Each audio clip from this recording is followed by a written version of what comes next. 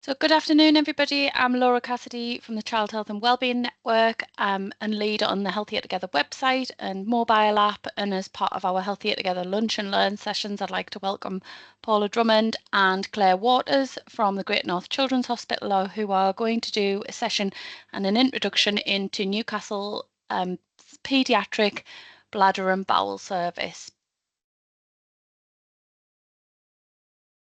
So I'm going to just start off by giving a quick introduction to the Child Health and Wellbeing Network and an introduction to Healthier Together, and hand over to Paula and Claire to give a full introduction of themselves and to deliver the session. Can I just ask if people can turn themselves on to mute? Thank you. So just to give a bit of context, the Child Health and Wellbeing Network cover the whole of the North East North Cumbria footprint and are within the North East North Cumbria Integrated Care Board. Our remit is very much around delivering programmes to reduce health inequalities and improve health outcomes for children and young people. And the context you can see in this slide gives kind of some of the challenges and some of the poor health outcomes that we're faced with in the North East and North Cumbria, which I'm sure you'll be familiar with. So as part of the work for Healthier Together, a lot of our work is around reducing the high rates of A&E attendances, particularly for those 0 to 4 years children, and we actually have the highest rates in the country. And a lot of the work that Healthier Together was developed on was about addressing that support for parents and families to try and provide a consistent platform of information. A lot of the work that we do is very much collaborative approaches. We're working with the voluntary sector and education and the wider health workforce. It's very much about using data to drive and target work to address inequalities, but also about that system-wide engagement to really establish strong mutual beneficial relationships. Hence why we don't just focus from a health perspective, we work across that workforce with education, social care, the voluntary and community sector. The network's principles, we very much believe that all children and young people should be given the opportunity to flourish and reach their full potential. And it very much, we were driven by the ask from the system to drive good practice and really connect experts across their professions. You can see on the right-hand side there that we've got our priority wheel, which again, I guess it'll be, it'll align with the priorities of a lot of people on this call. So in the centre, we've got children, young people and families, and their voice is pivotal to that and the work that we do. Addressing inequalities, that best start in life, health promotion, childhood illness, mental health, poverty and additional needs and vulnerability.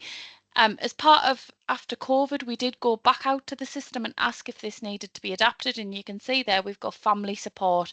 And actually that's become quite an integral part of a lot of children and young people's workforce role, I guess, as families have needed that additional support, whether that's from the cost of living rises and just the way, I guess, things have changed as a result of the impact of COVID as we've moved forward.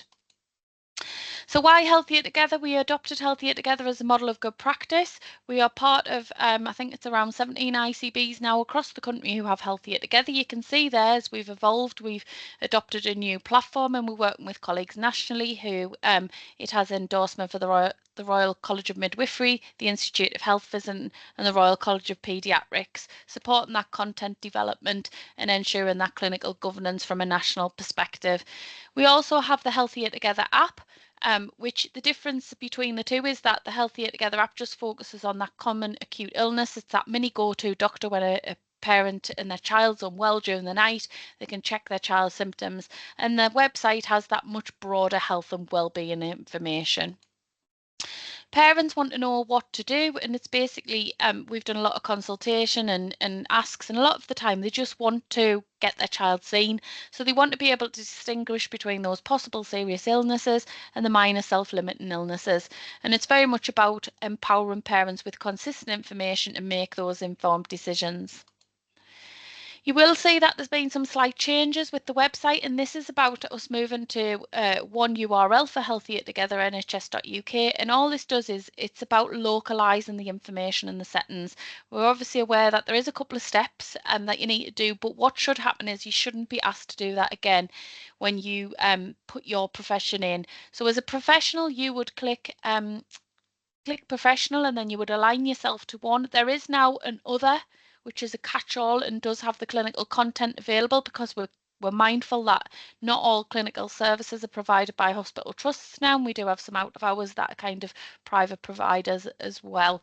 So there is a slight amendment, and that has come into play. For parents, it's a very similar thing, and it's been aligned to their GP practice. This is about localising content. We do not use any of the parents' postcodes, so you can make them aware of that. It's just helping us to align in a way of getting the localised content, but also it helps us when we're targeting work from a primary care perspective, but also understanding kind of ED attendances, and obviously we can get the level of data at a practice level, so it helps us with getting the information out to the right families that we need it to. So I'm going to stop there, and I'm going to hand you over to Paula and Claire, because I don't want to take too much of their time up, because I think it's really important that they get to share the information and how their service can support the wider workforce and families in our region. And I've missed out the safety net and slide, but for a lot of you will be aware that the website does have an SMS share functionality, and obviously the red, amber, green rag, and the availability of the pages now being printed in different languages. We're hoping to move to an SMS share with the interpretation in the SMS share functionality as well soon. So it's a great tool to support you in safety netting with families. Thank you. Thank you very much. I'm Paula Drummond. I'm a paediatrician here in the Great North Children's Hospital, and developed alongside Claire our children's bladder and bowel service. I think it's important to say right at the beginning, this isn't a commission service, it isn't a funded service. This is something we did together to try to meet the needs of the children that we were seeing. I'm Clair Waters, and I'm the nurse consultant, and I'm part of the Newcastle's paediatric bladder and bowel service. Next slide, please.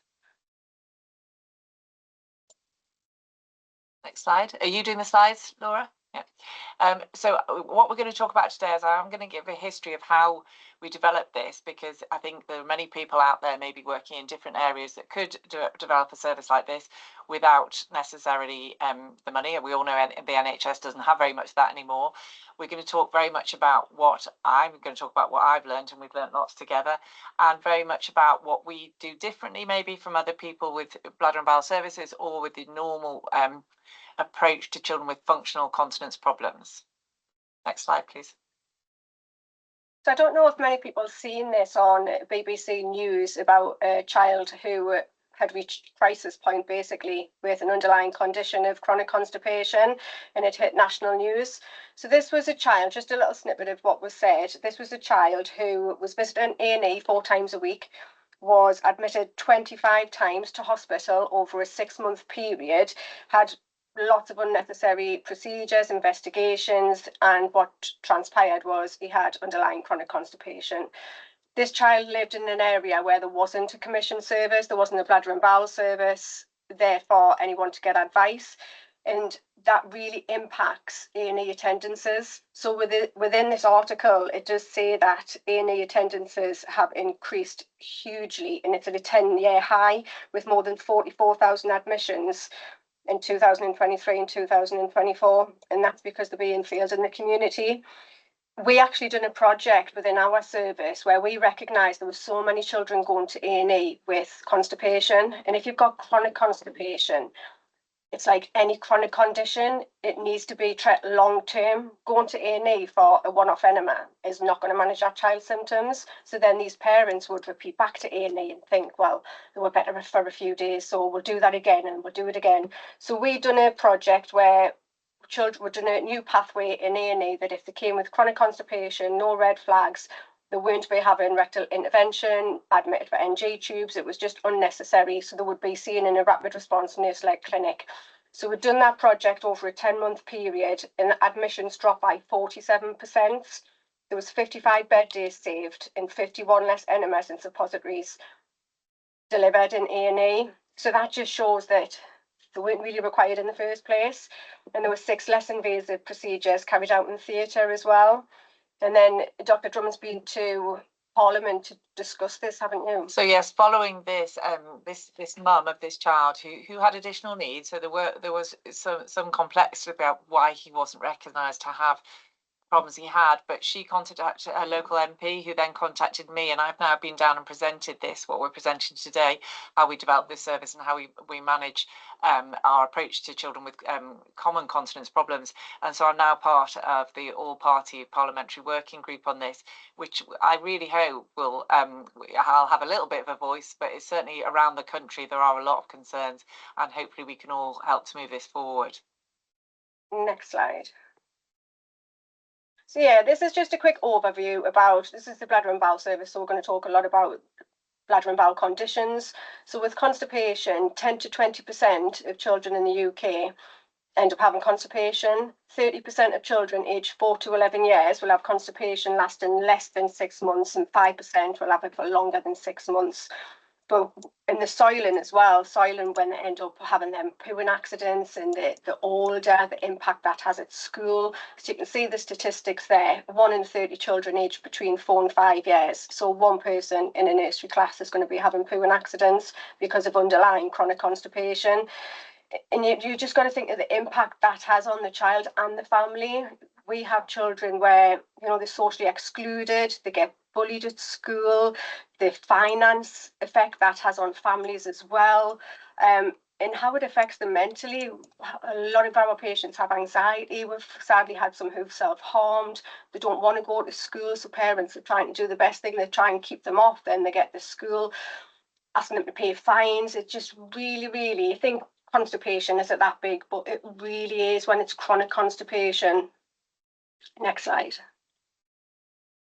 So bladder condition. So if you think 7-year-olds, we'll pick these figures, 6% of girls will have daytime urinary incontinence, boys 3.8%, and nationally, children with the urinary problems, the daytime urinary problems, would result in 7% of general paediatric referrals and 30% of paediatric urology referrals, with only 1% having an organic cause. So that's not really the right route for them to go down, which you'll see what we've changed in Newcastle to support that.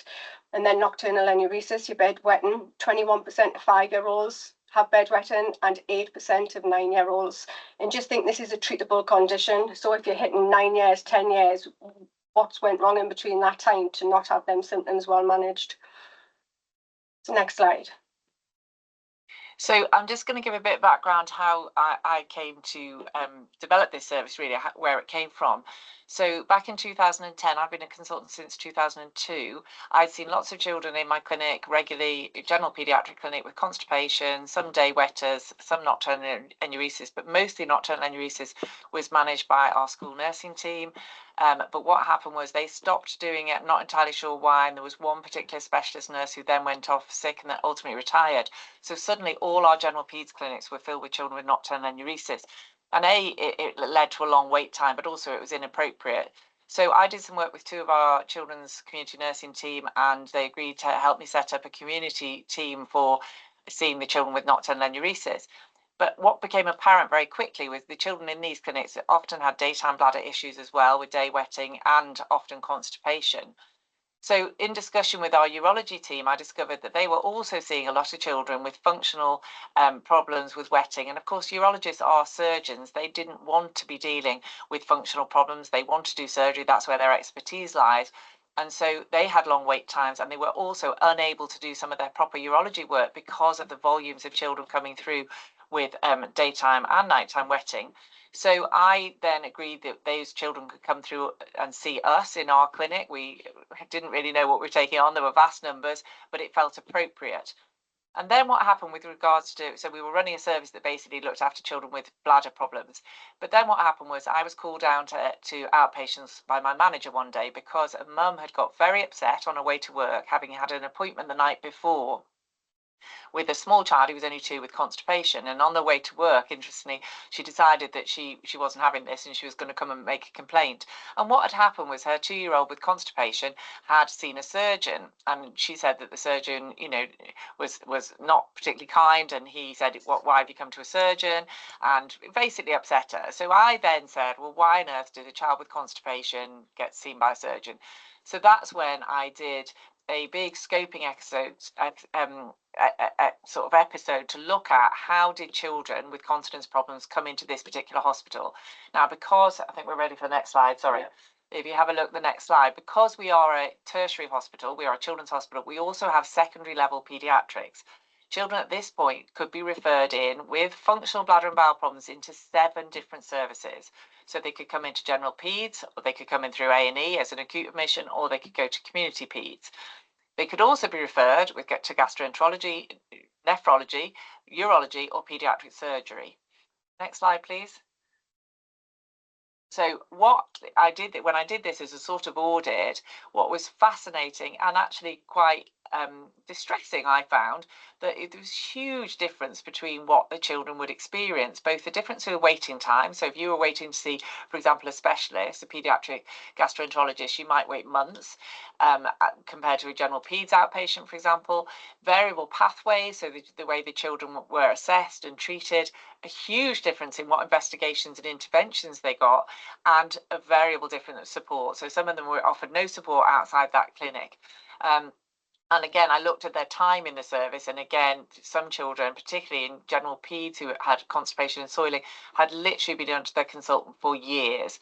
And so the variable clinical outcome is what worried me. And I thought, you know, these aren't children that should be sitting in a clinic for years.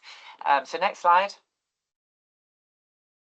So what I said at this point was, this is madness. We need to have a service that all children at least come through to exclude red flags and to ensure they're going to the right people. So we created a RAS. So basically I allowed GPs and my fellow consultants, both in specialists, to redirect referrals they felt were inappropriate. And we agreed that in this service, we would see children with constipation and soiling, nocturnal enuresis, daytime wetting, urinary frequency, and recurrent UTIs. There was a long phase where, you know, I had to fight tooth and nail really to get some support, but then I was able to appoint Claire, who has transformed it with me into a service that really relies on the two of us, but we'll talk about how we've managed to do that moving forward. Next slide, please. So we set up the RAS. What we did was we gave the information to GPs, we gave it to our fellow colleagues, and what I decided then very quickly was we were obviously overwhelmed. We had vast numbers of children. And as I sat in clinic one day, it came to me that what was happening was in each consultation, the first consultation, what you did with every child was you took a history. Examination was less important, but what you spent a lot of time doing was educating about healthy bladder and bowels. So I spent a lot of time drawing pictures of bladders and bowels. And what you find is you had repetitive, you know, 30 to 45 minutes with saying the same thing again and again. And we obviously very quickly developed a waiting list. Next slide. So at this point, I don't know if anybody was involved in group consultations. It was prior to lockdown. There was a presentation from an adult colleague about group consultations, where you get a group of patients with the same condition and you use it as both an education and a review session. So it seemed like an absolute perfect condition to be doing it with. So what I did was the first consultation I decided I would do as a presentation, PowerPoint presentation, to deliver all the information I would normally deliver face-to-face in a one-to-one consultation about how healthy bladder and bowels work, what can go wrong, what advice to give patients. So what we did immediately was set that to run up very frequently, and so the waiting list disappeared. So children were invited in to the session with their families, and at one stage we had 50 families in the lecture theatre to come and listen to that presentation. And at the end of that presentation, what I explained to families that I needed some information about their child to be able to start a treatment pathway. So we created a questionnaire and bladder and bowel charts, and as they left that group session, they had all the information to fill in and they returned it to us. I'll pass the next slide, please. You'll see what happens next. So the way that our services delivered was published in NHS England, getting it right first time. So I kind of take credit for the group consultations because Paula done that before I started. So you've explained how you've done that, and it saved so much time. So like you mentioned, you would deliver the session in the lecture theatre at the RVI. On average, there was 23 families when we got the data. In the difference is when we used to do, because I've done this job in a different trust as well, and I absolutely mimic what Paula's saying. You're just repeating yourself, and once you've seen your 8th patient of the day, you think, did I tell you this? Did I not? Was that the 3rd one before you?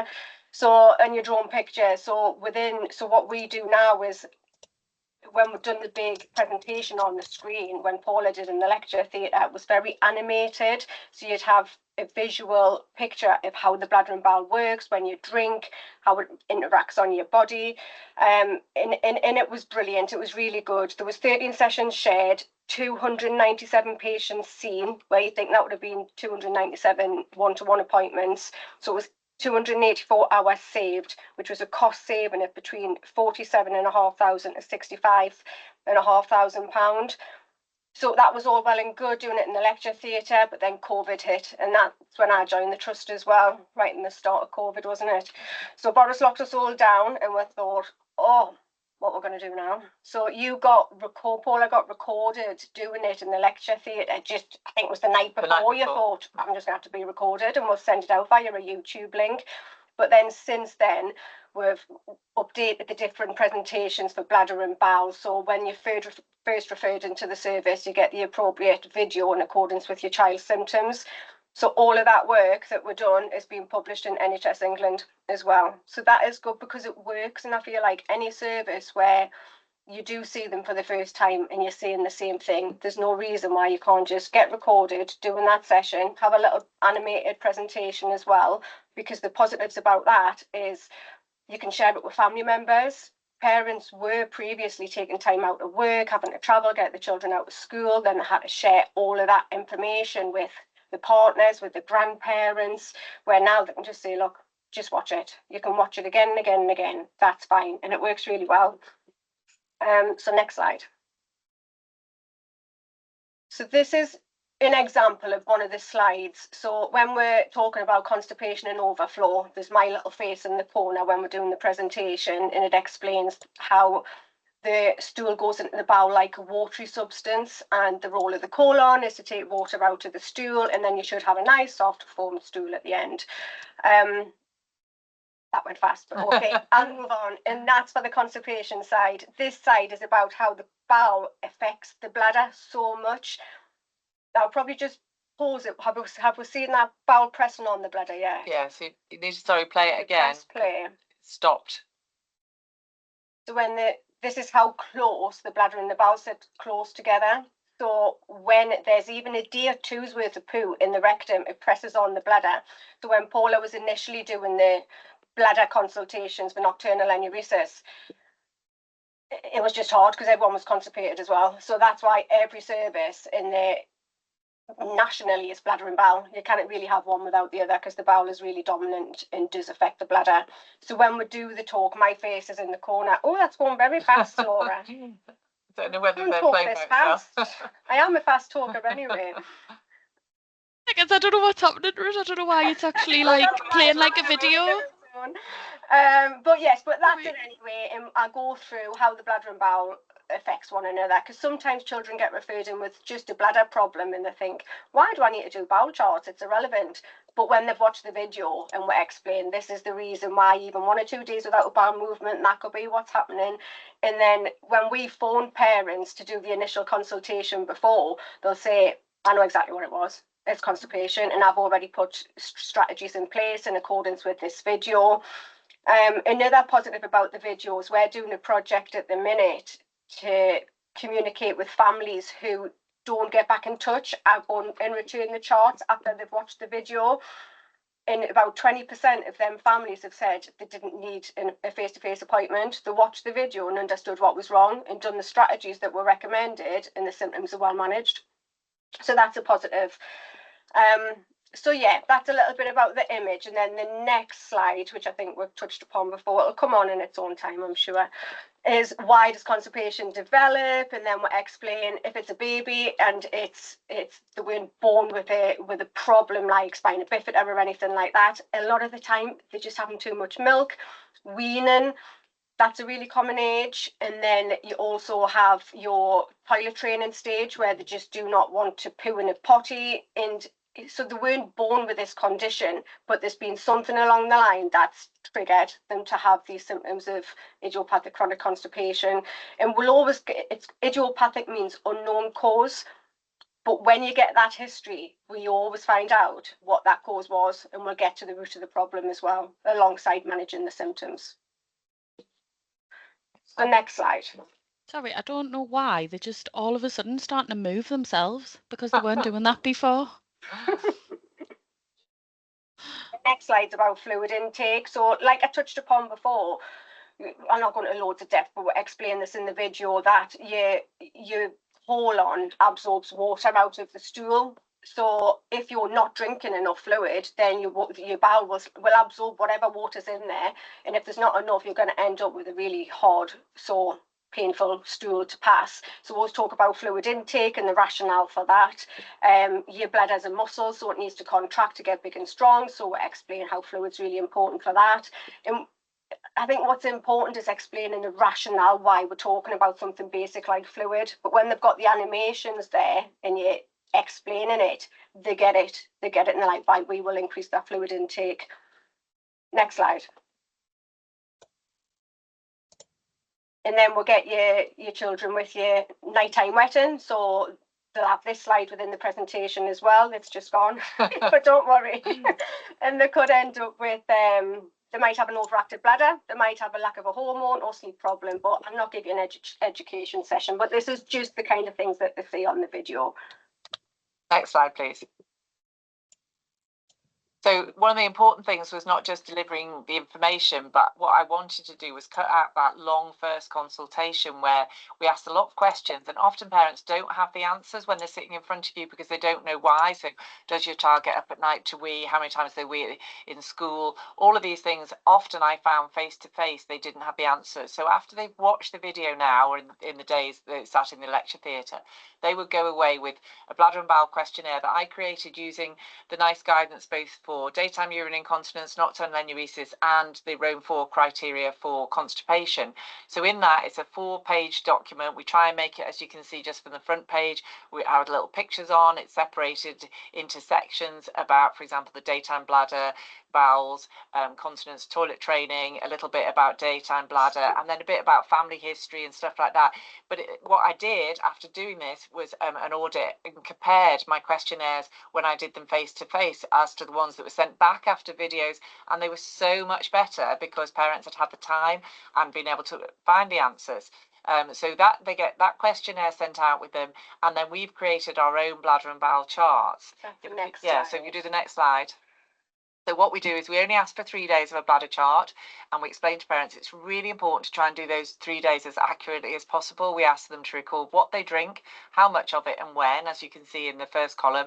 Then we ask them to measure the urine volume, and we explain you buy a really cheap plastic measuring jug and that anyone can do it, and boys find it particularly fun, girls less so, but we get that information, and then we ask them to record whether the child's wet, whether that's in the day or night, and how big the wet is.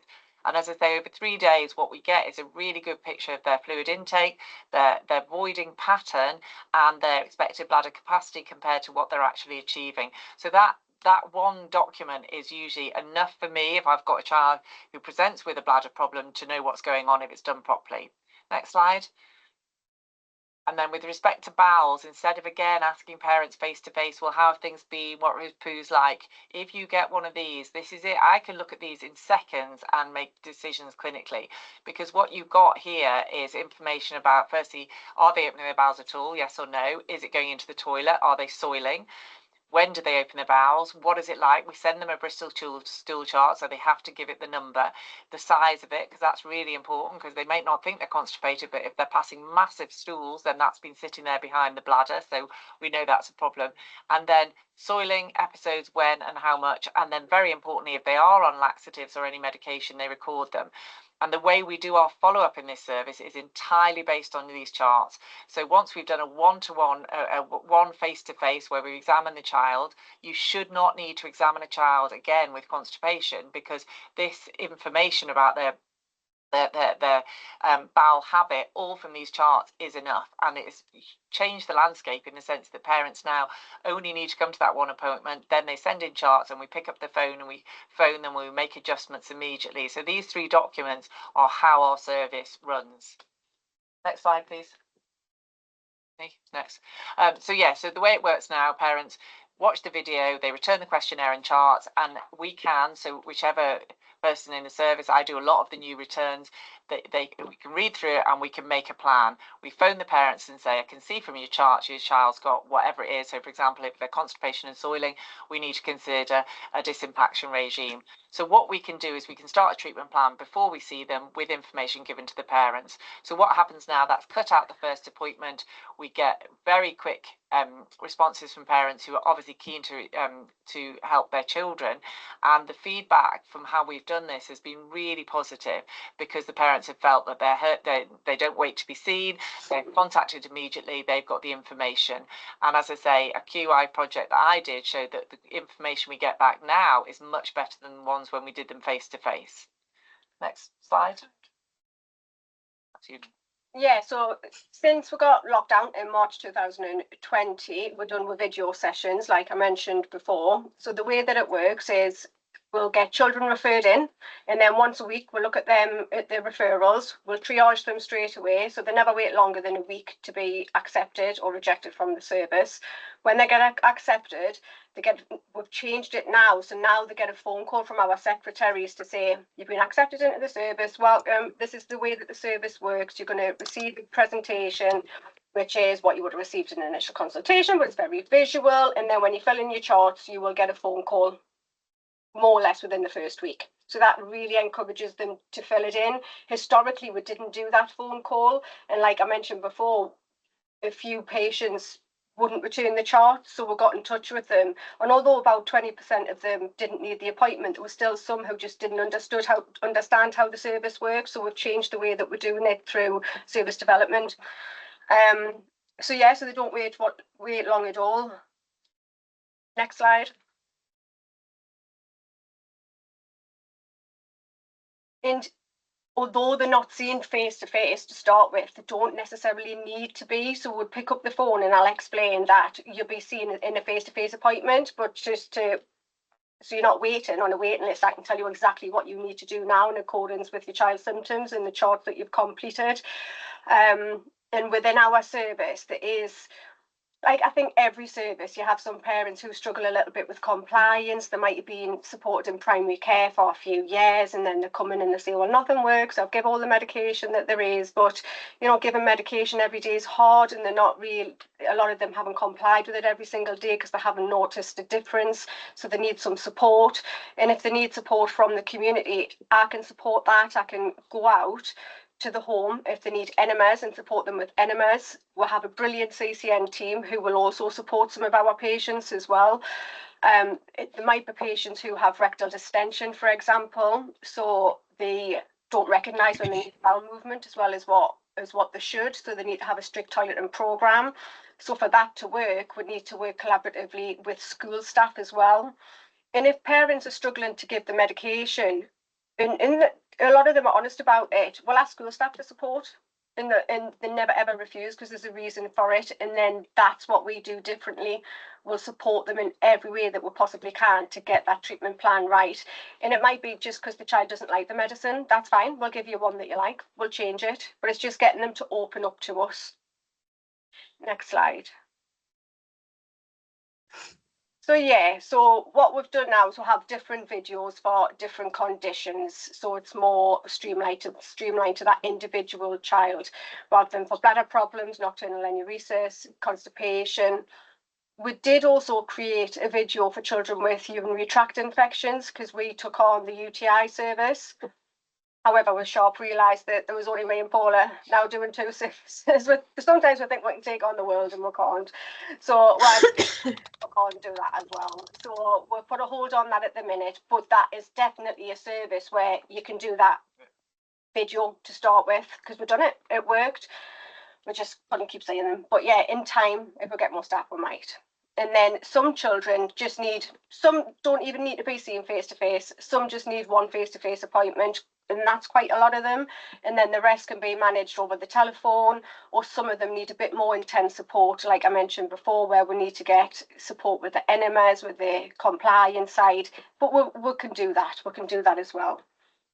So next slide.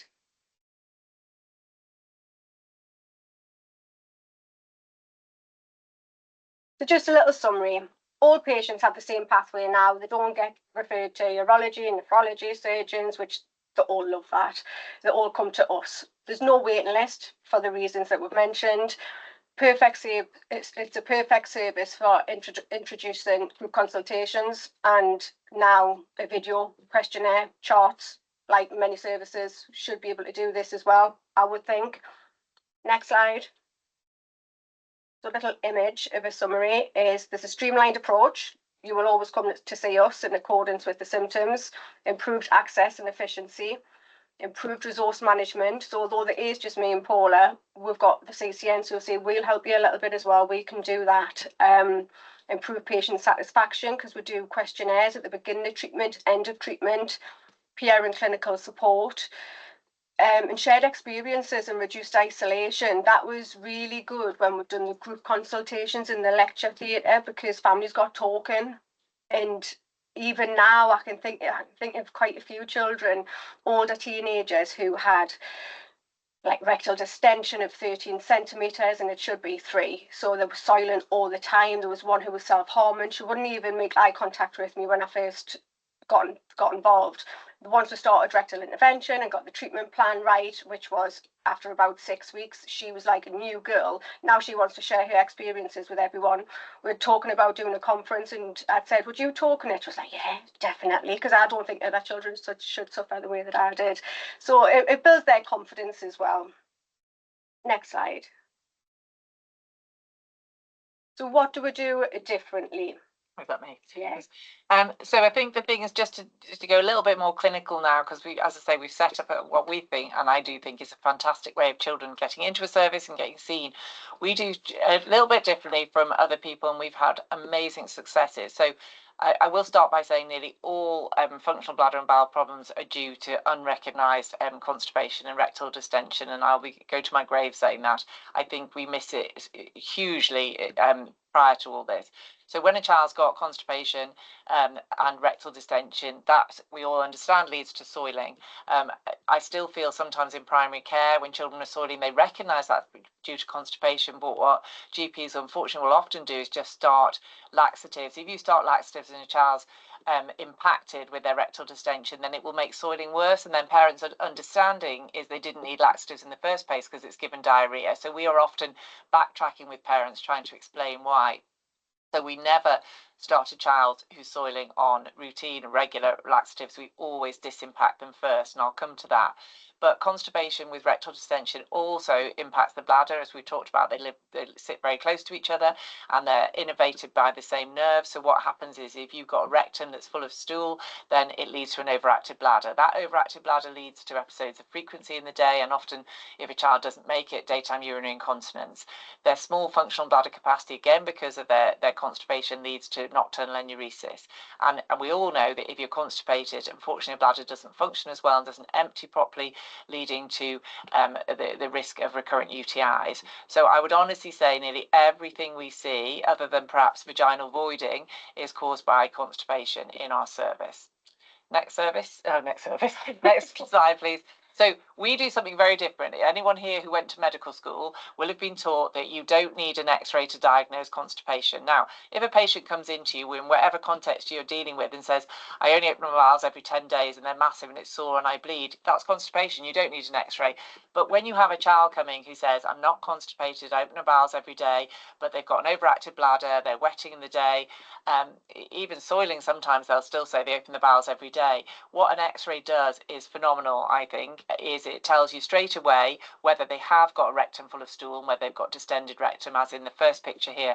But it also tells you the degree of constipation. And for some parents, it's really about engaging them, because when a child is soiling and they say, but they open the bowels every day, they're definitely not constipated, to be able to show a picture and measure the rectum in front of them and say, this is why they're soiling, is very powerful. And for us, the biggest use of it is if we've done a disimpaction regime and a child is still soiling, an X-ray is the only way of knowing whether you've cleared all that stool. And if you've cleared it all and they're still soiling, they have, without any doubt, got rectal distension and a rectum that doesn't sense stool entering it. That's when we use rectal interventions.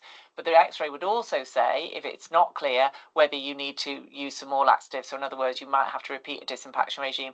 And there is no way of knowing the difference between those clinically without an X-ray. So I would argue with anybody who wants to argue with me about the use of X-rays in our service. And we have fantastic radiologists who've understood that and taken it on, though we tend to look at our own X-rays and measure our rectums. But you can also see from this, from the MRI and CT as well, the pressure on your bladder if you've got a rectum full of stool. So next. Yeah. So again, if there is an evidence of fecal loading in the colon or rectal distension, and particularly if a child presents with soiling, you must disimpact. Traditionally, and according to NICE, what everybody seems to do is a Movicol disimpaction. I will tell you now, the majority of children, I'd say 99% of children, will not get cleared with a Movicol disimpaction.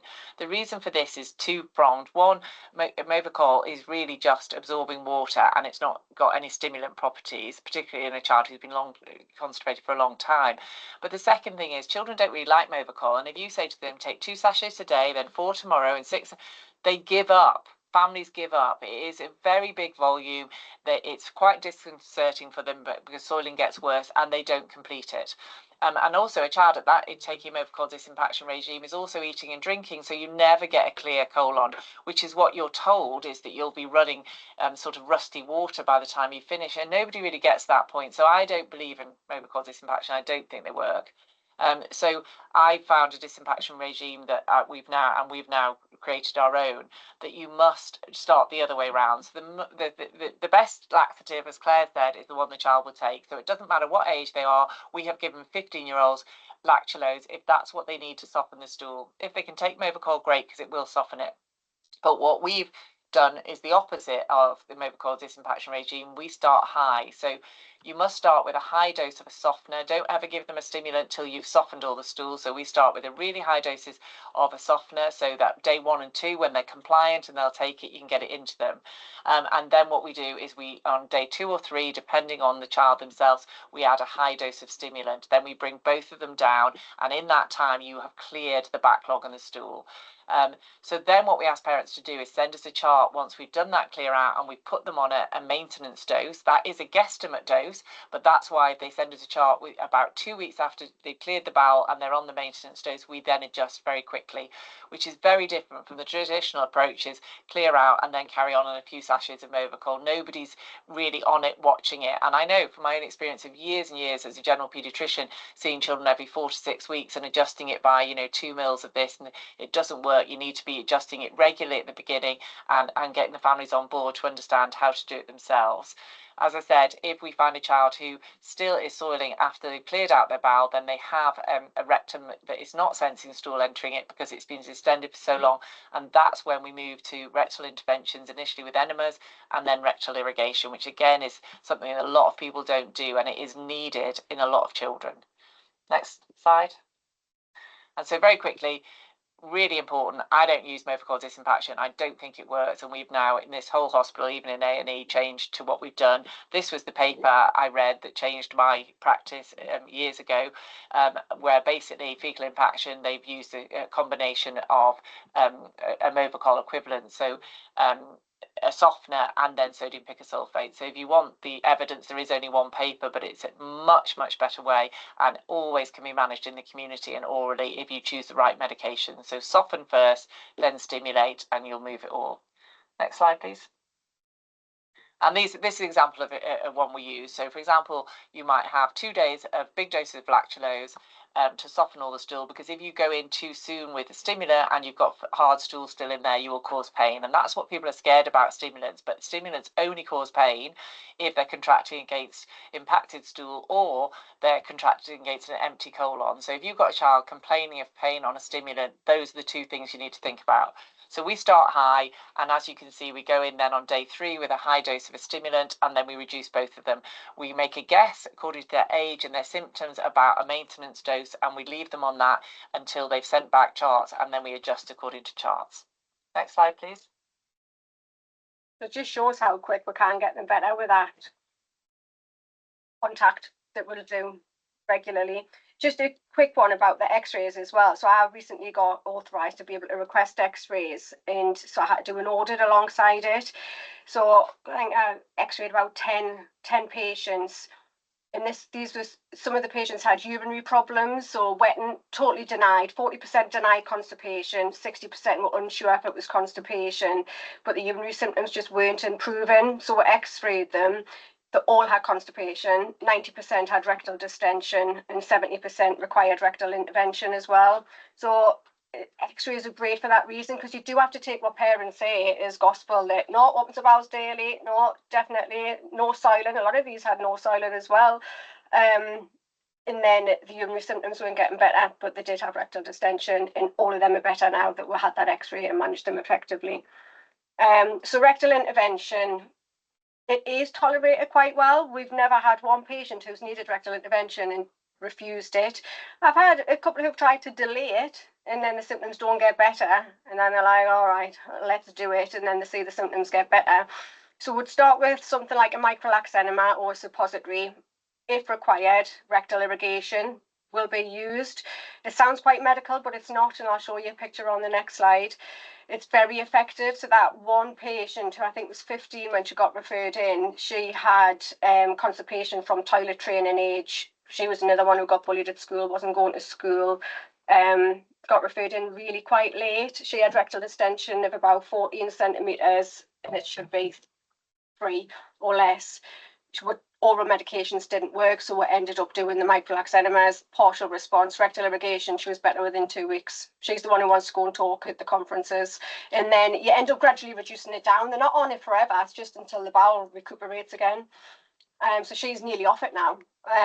But the sad thing is she lived in a different area. In the area she lived in, I'm not telling you where it was, them had just given her nappies and said, oh, well, just have nappies, because she was pooing all the time. She had no additional needs, nothing else wrong with her, and rectal irrigation got her better within a couple of weeks. So yeah, new slide. These are just what some of the rectal interventions look like. So you've got your basic glycerol suppository, your microlax enema, and then the one at the bottom in the middle, that's your basic rectal irrigation. It does not look medical at all. It's just like a baby bottle. So that's what we'll say. We're just going to put a bit extra water in there to flush it out. If they need a higher volume of fluid, they use the ones on my right-hand side. But it's exactly the same process. It's just that you can get more fluid in there. Next slide. So very quickly, just I like this slide just because anybody thinking about children who've got continence problems and urinary incontinence, it's really important to recognise that if they have continuous, so if they're wet all the time, those are the pathologies. So they will have an anatomical or neurological deficit. So they must be seen in a different service. So if you're absolutely sure they're always wet, then that's not for this service. If they have intermittent wetting, it's either nocturnal enuresis, and we now divide those into monosymptomatic. In other words, they only have nighttime wetting, and we have a pathway for those. If they have non-monosymptomatic, which I know is very wordy, but that is the terminology used by the International Children's Continence Society. If it's non-monosymptomatic, that means their bladder isn't as good as it should be, and they often have an overactive bladder, which I hope you all now know is almost 100% due to constipation. And then daytime wetting can be, the most common cause is overactive bladder, and those are children who wet pre-void. Then there are children who postpone voiding and eventually get an underactive bladder and leak. And then dysfunctional voiding is very much related to constipation.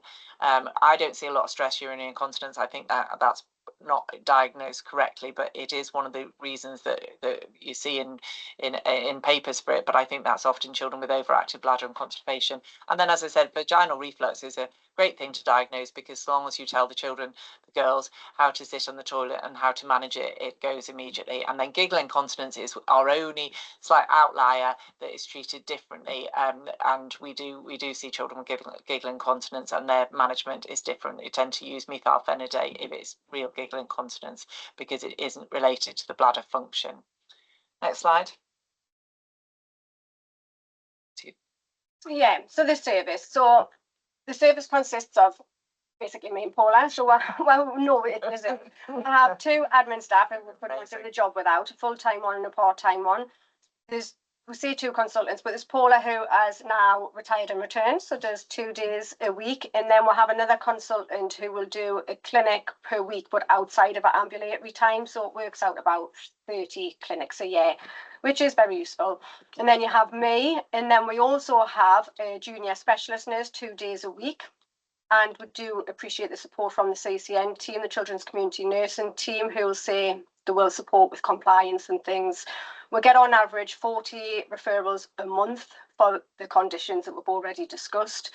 But I think it sounds like there's so much work and so little people. But I do think the referral process really does support the amount of patients that we get to the minimum staff that we've got, because it makes a big difference.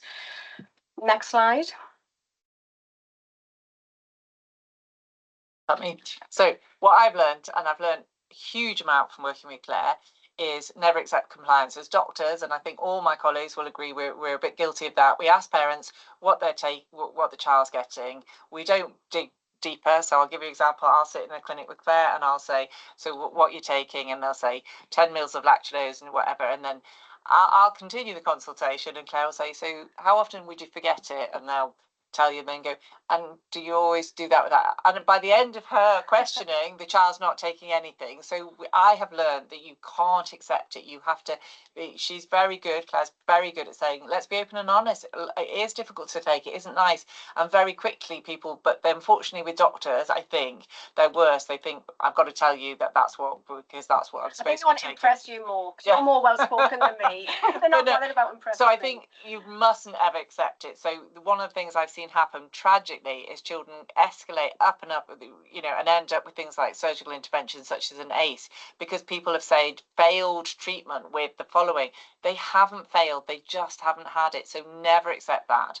So if someone says they're on 15 sachets of Movicol and they haven't opened their bowels for 10 days, they are not on that. They cannot be. So that's a huge learning curve for me. What we do now, before the patients come in, we will check the GP pharmacy prescriptions, so we can straight away say, oh, I see you've had difficulty getting the medication, or you haven't, because again, it's a way of saying to them, we know you're not taking it.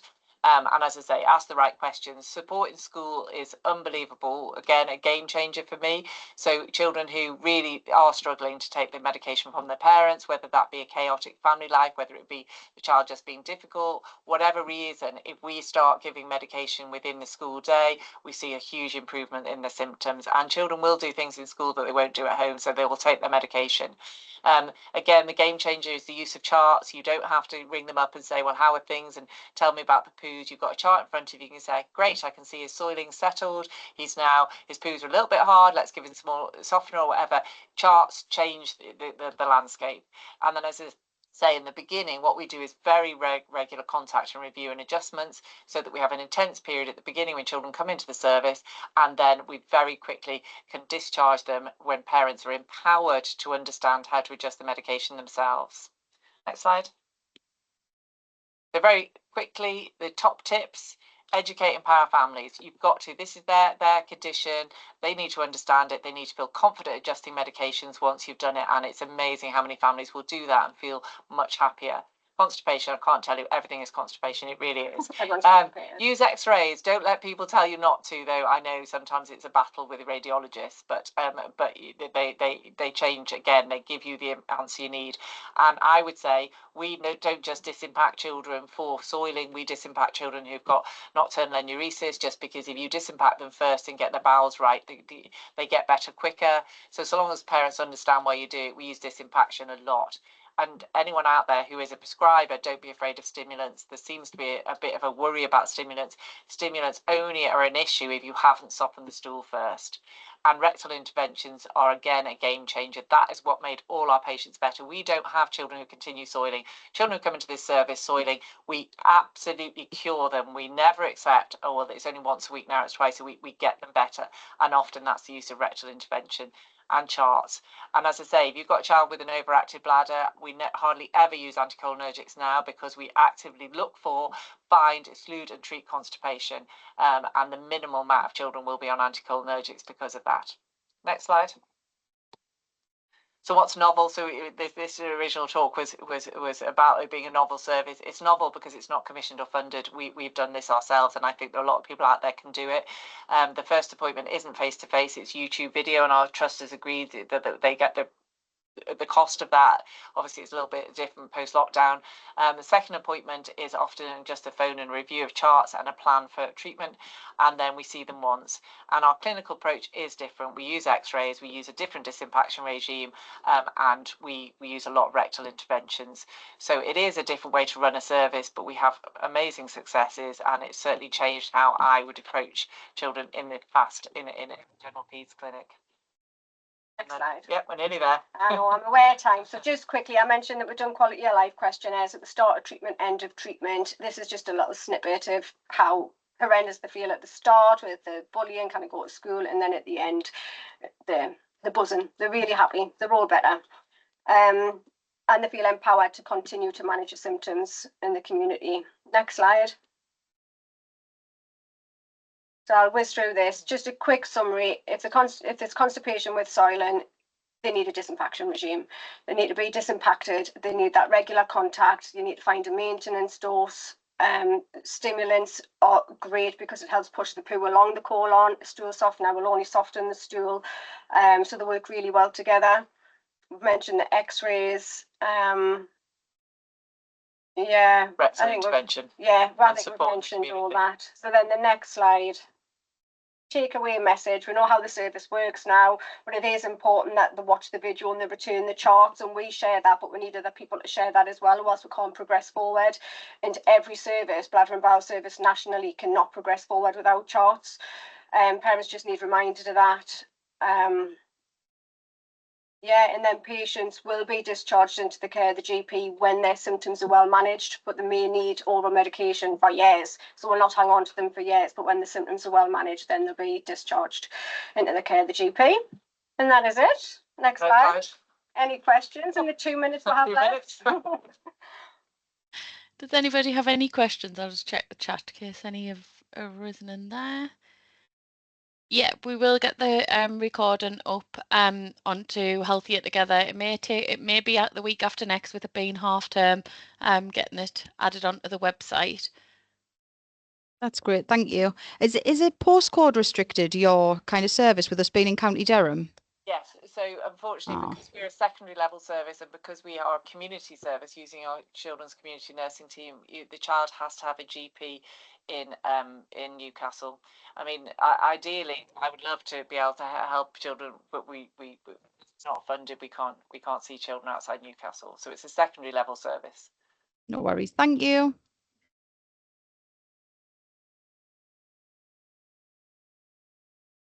Somebody has to have a look at the last slide again. Is it this one that was up? Rebecca, I think you've asked. Is that the right slide that you want to look at? Yeah. Yes, thank you. No problem. Can I just ask, why don't the Sunderland paediatricians follow your disimpaction regime? Well, I'll tell you now that I talked to the Great North Children's Conference, and quite a few consultants came up and asked me about it. I think maybe if you work in the service, go and remind them. It is, as I say, it's deemed as mine. It's not. It has been published once, and it was me who's kind of changed it. But yeah, I think you maybe need to say, because honestly, it works, and I'm somebody who wasn't using it in the past, and now I've realised all those years. So it isn't well known. I am going to hopefully write it up. We're going to put it into the archives, and so people will start to see it. But I think the difficulty is, convincing them that it works. Well, we've got, Sunderland's got 2 new bladder and bowel nurses who I have to say have changed my life. And Claire knows the problems I've had in the past. And I did take a photo of it and I've sent it to them and said, why aren't we using this?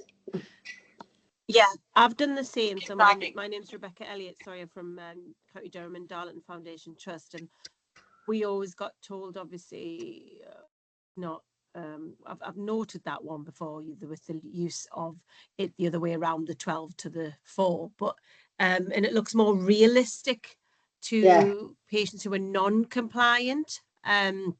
we get a lot of non-compliance, and then it's a failure, isn't it?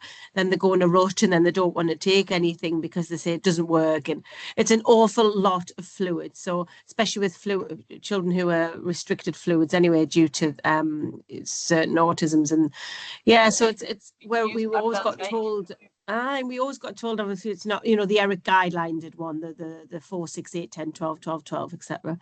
But this looks, I've known one consultant like the upside down one, the 12, the 10, the 8, the 6. Yeah, is that what you mean? And then get a good stimulant on board when it softens up. Exactly. And if they can't take that volume of fluid, then lactulose, it doesn't matter if they're 15 or 16 and they have to take 20 mils twice a day. If that's the still moves it, you can go back to Movicol once. Why doesn't maintenance? Yeah, some certain consultants I've worked with absolutely discourage or just do not like lactulose, and I'm just wondering. Obviously, yes, ideal water to the bowel. If the child isn't going to take Movicol, lactulose is going to do something. Yeah. And when you do the lactulose, something's better than nothing. Yeah, exactly. When you're doing the lactulose disinfection regime, it's literally just the highest maintenance dose. Yeah. You do the highest maintenance dose. Yeah. And then you introduce a stimulant, so there's no reason why you can't do that. So none of the disinfection regimes we prescribe are out with the guidelines. Is the lactulose one or not, or is that just something that was in the North Great Hospital? The lactulose sodium pick. The disinfection regime is again all within the BNF guide. We have not gone over and above. They're not going to be doing anything that isn't in the BNF. It's just approaching it slightly differently.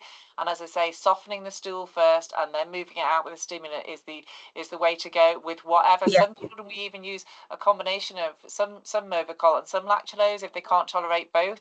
It's about whatever you get in to soften the stool, and then whatever you choose. A good softener and more on the stimulant. I mean, I love a bit of stimulant. I think it's underused in our service. Everyone gets feared by it because of the pain. But the pain means, unfortunately, it's working on the poo, doesn't it? And I love it.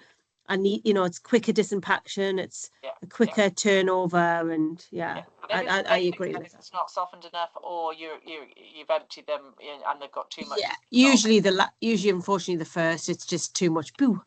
All right, that's great. Thank you. Thanks. Thank you. Is that everybody's questions? Yeah. So there's a bit, and obviously there's other people asking around whether from Cumberland area can refer to Great North Children's, but I guess you said it's obviously you've got to have a postcode, and I guess it's about the approach kind of being more raised with services within the local areas. Do the same kind of approach as what we do. Yeah. Who does? Sorry. Other areas can. There's no reason. You can, yeah. Recording myself on the to do the video. You literally just go on PowerPoint and then record and then put it through your comms team. No special way to do it. You have an idea, roll with it. Do an audit, do a quality improvement project alongside it. We've done one and then we'll publish the work. If you've got an idea, go with it. Great.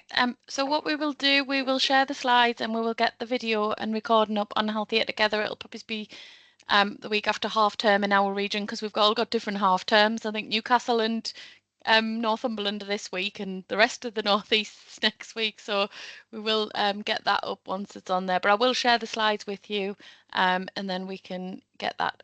We will share once the link is on. Thank you very much for your time. Can I ask one more question from Durham, please? Because it's what we get a lot of is non-compliance, children who just will not. You're talking boundaries, you're talking put in place reward charts, rewarded behaviours and reward charts, and you do anything. But those patients who are, again, ARFID or very much ASD, ADHD, behavioural, just will not take. And, we've had some quite poorly patients due to non-compliance.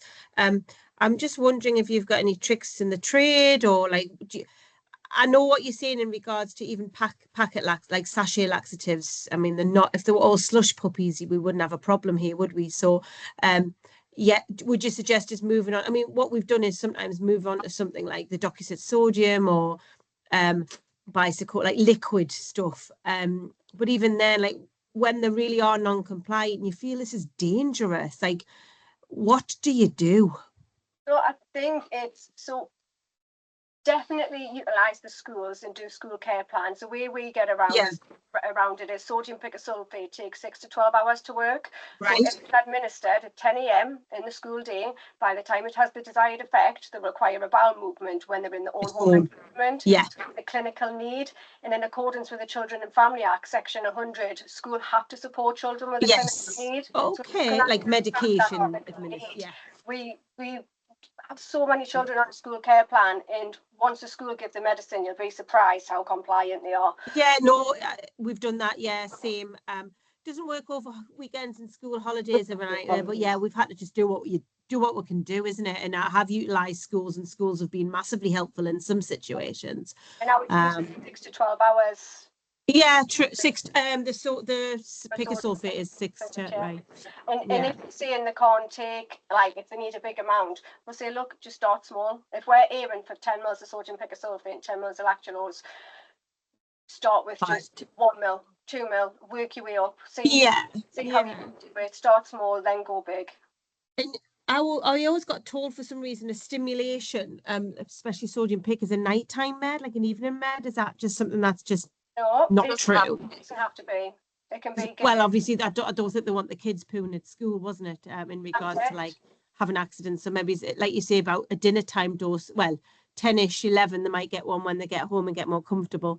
So when I do my prescribing, I use that as an example because I think it does say evening, but it can be adapted. It does. When I do my prescribing to say that if I do an argument, that was my argument, and I won the argument. Yeah. All right. That's yeah. Okay.